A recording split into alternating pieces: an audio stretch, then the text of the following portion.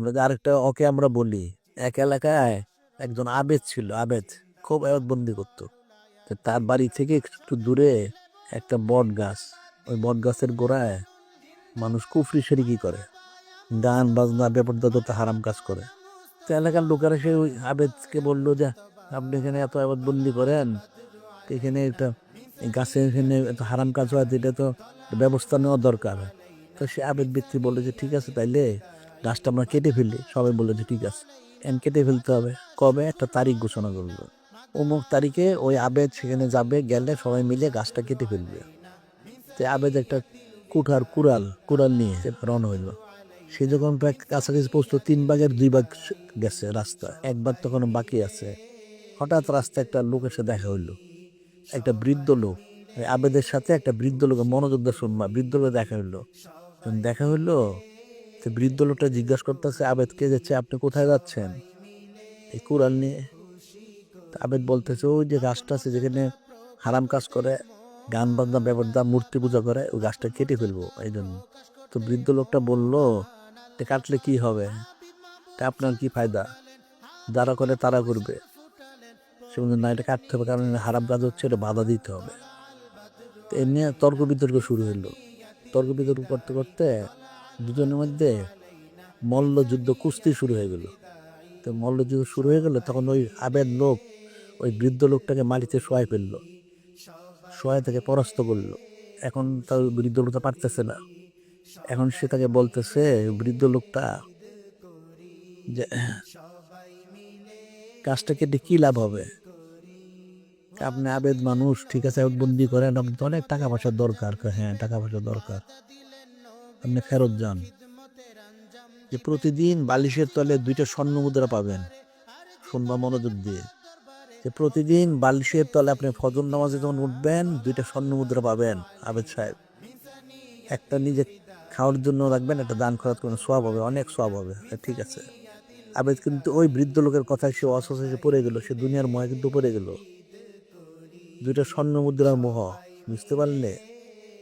যে একটা স্বর্ণ মুদ্রা তুমি খাবে, একটা তুমি খরচ করবে, ন্যাক কাজ করবে, সওয়াব হবে অনেক। হ্যাঁ, ঠিক আছে।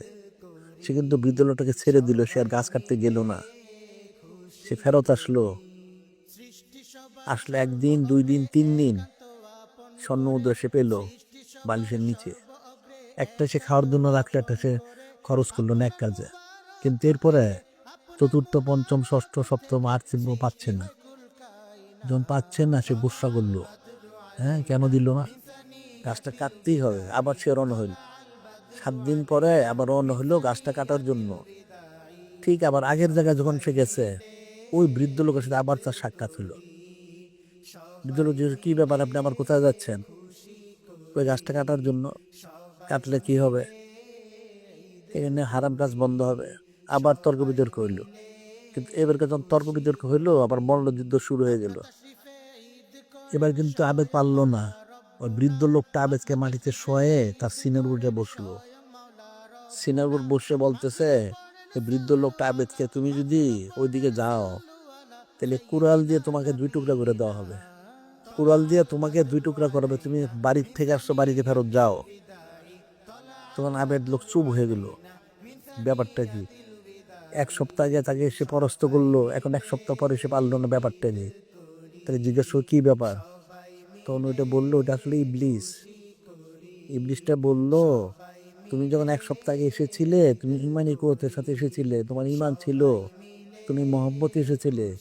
যিনি খলিক, যিনি মালিক, রব মহানব নূরে মুজাসসাম হাবিবুল্লাহ হুজুর পাক তোমাদের মহব্বতে আসছো,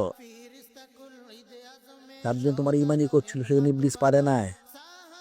কিন্তু তোমাকে দুনিয়ার মোহে মোহগ্রস্ত করে ইবলিসের 2টা স্বর্ণ মুদ্রার লোভ দেখায় তোমার ইমানটা নষ্ট করে দিছে।